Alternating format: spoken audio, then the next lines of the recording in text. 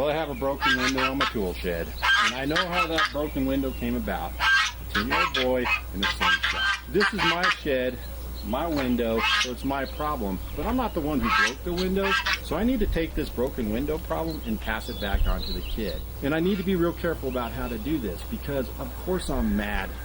The child broke my window, and that irritates me, but I can't interact with the child from a place of anger, because if I do that, then the kid focuses on my anger and doesn't focus on the problem, which is the broken window, a problem which he needs to be held accountable for.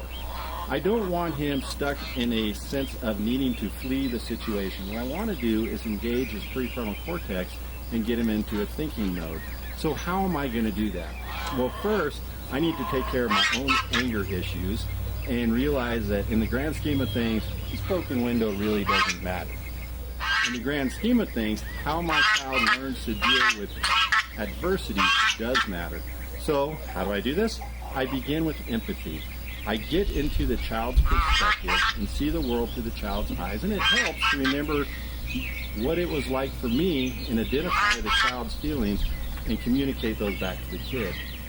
The second thing I need to do is normalize, because this is not the first 10-year-old boy in the world to ever take out a sheet of glass with a slingshot. Next thing I need to do is problem solve with the child. This means I take this problem and I hand it back to the kid. And I do this by offering suggestions from kid world, not adult world, but from kid world.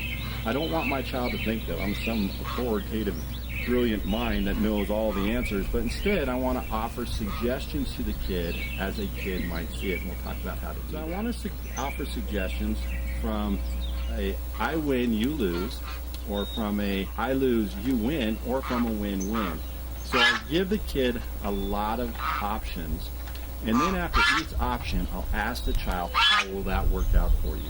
And the reason why I do that is because I don't want my kid to feel like he needs to escape the situation. The way to do that is by putting him in a thinking situation. So when I ask the question, how will that work out for you? He has to engage his prefrontal cortex, which settles down that fight or flight mechanism.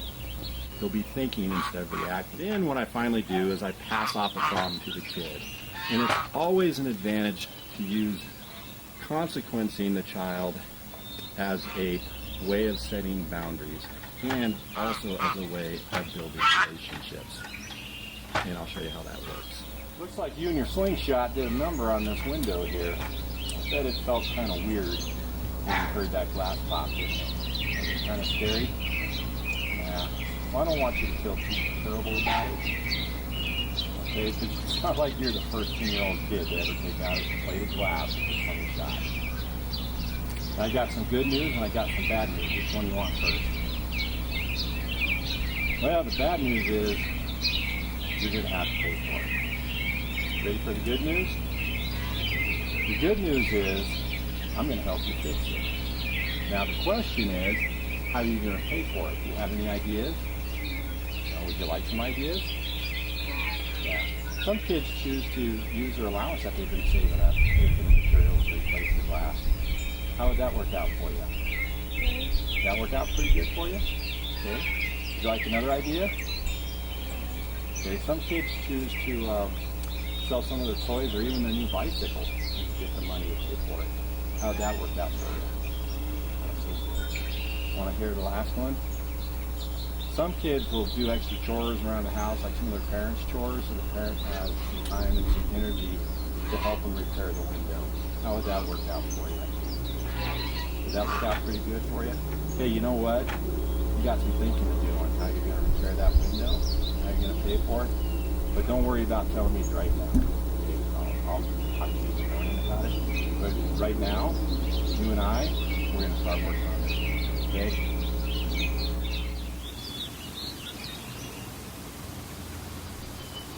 So in that little situation, I had to talk to my son about shooting the window. And I want him to learn from the consequences of his actions and not from the anger in my voice. Because if he hears anger, he's going to go to a fight or flight response. And when he does that, he's just trying to survive. I need him to learn from his mistakes. And the way I do that is by using empathy. Then I normalize the situation, and then I try to connect with the child, and then we do some problem solving together. So the first part I did was use empathy, and what I did is I tried to become in touch with how I think he might feel. And I think I said, I bet it felt sad or uncomfortable or scary when you heard that window pop. Then I normalized the situation by identifying with how he might feel and by letting him know he's not the only 10-year-old boy to ever take out a window with the slingshot. And then I connected with him with a little bit of humor and by normalizing with him and by asking him, I've got good news and I've got bad news for him, because it sounds like I'm now consulting with him. I'm becoming his advocate. So I gave him a few options as would be expressed by a kid. I didn't say, here's what I would do. Instead, I said, would you like to hear what some kids would do? And by asking, would you like, that gives him A, a choice, and B, it puts him back in the thinking mode, which keeps him from going into fight or flight mode, which means he's going to stick around to learn the lesson.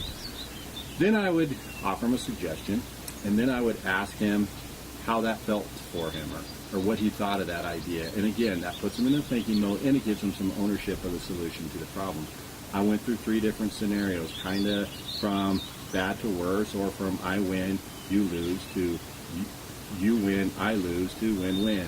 And I think we came up with a win-win situation. And then I gave him an opportunity to give it some thought and to think about it. And lastly, what I did is I took the opportunity to build a relationship with him by saying, you know what, son, we're going to work on this together. And that's how you deal with kids.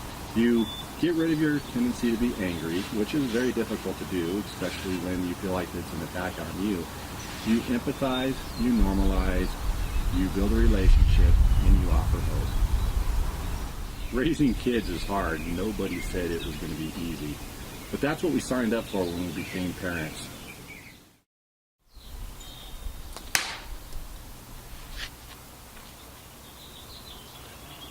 If family life was easy, therapists would be out of a job.